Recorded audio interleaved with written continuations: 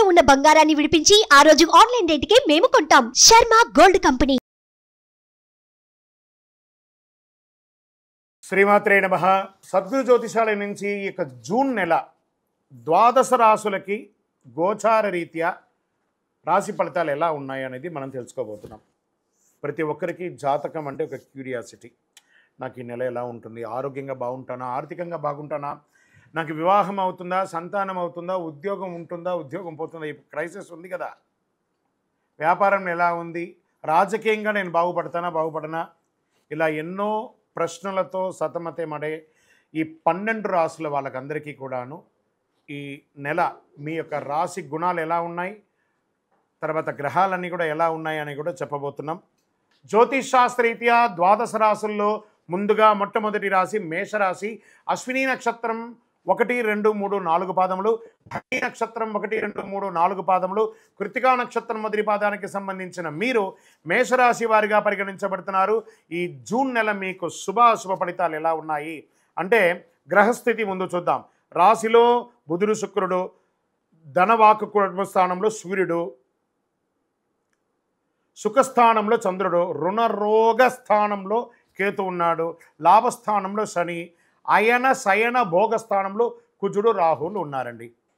ఏ విధమైనటువంటి తటస్థమైనటువంటి సమస్యలైనా పరిష్కరించే యోధులు ఎవరైనా ఉన్నారంటే అది మేషరాశి వారని చెప్పచ్చు.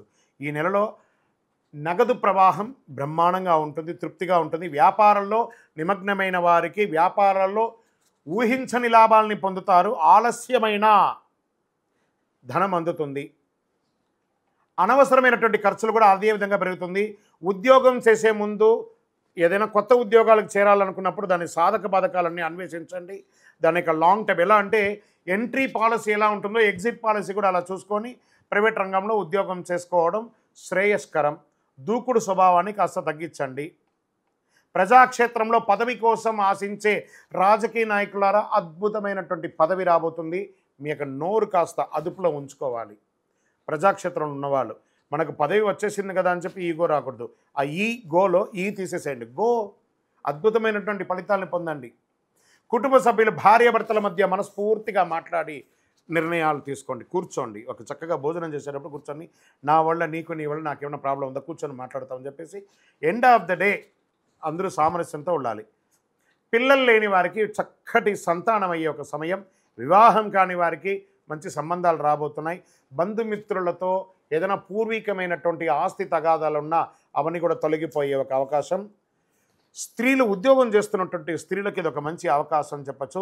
కళాకారులకి కొత్త ప్రదేశాల్లో తమ ప్రతిభను చాటే ఒక అద్భుతమైనటువంటి సమయం చెప్పచ్చు.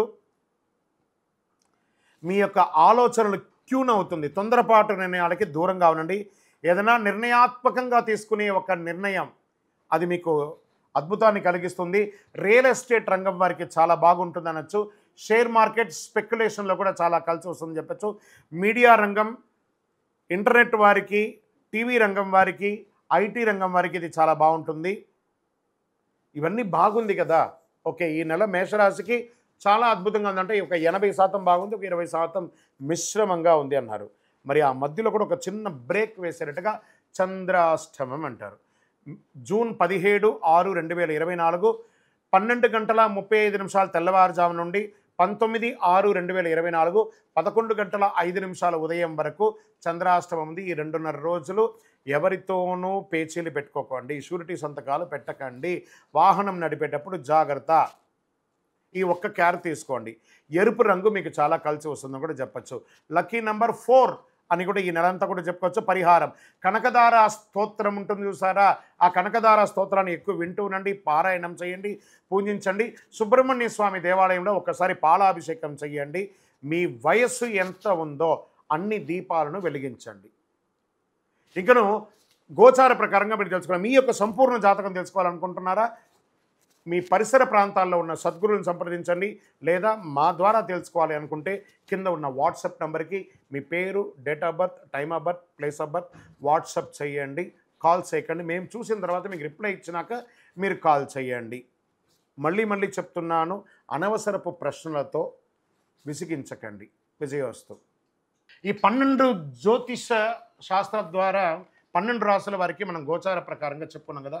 మీరందరూ కూడా ఆయురారోగ్య ఐశ్వర్య భోగభాగ్యాలతో ఉండాలని ఆ అఖిలాండ కోటి బ్రహ్మాండ నాయకుడు శ్రీ ధర్మశాస్త్ర అయ్యప్ప స్వామి వారిని ప్రార్థన చేస్తున్నాం. మీరు తిరుపతికి వచ్చినప్పుడు మనము జీవకోన అనే ప్రాంతంలో కపిలి తీర్థానికి దగ్గరలో బ్రహ్మశ్రీ డాక్టర్ చంద్రమౌళి గురుస్వామి గారు అయ్యప్ప స్వామి వారికి 18 అవతారముల దేవాలయాన్ని నిర్మించి సమాజానికి అంకితం ఇచ్చున్నారు. ఆ దేవాలయంలో అడుగు పెట్టాలంటే పూర్వజన్మ సుకృతం ఉండాలి. అలాంటి అద్భుతమైనటువంటి దేవాలయాన్ని మీరందరూ వచ్చి దర్శనం చేసుకోవాలని కోరుకుంటున్నాం. మీకోసం మీ యొక్క యోగక్షేమం కోసం ఎప్పుడూ ప్రార్థన చేస్తూ ఉంటాం. వందే మాతరం, వందే మాతరం, వందే మాతరం. చంద్రమౌళి వెంకటేష్ శర్మ. సుమన్ టీవీలో మీ పర్సనల్ అండ్ బిజినెస్ ప్రమోషన్స్ కోసం కింది నెంబర్కి కాంటాక్ట్ చేయండి.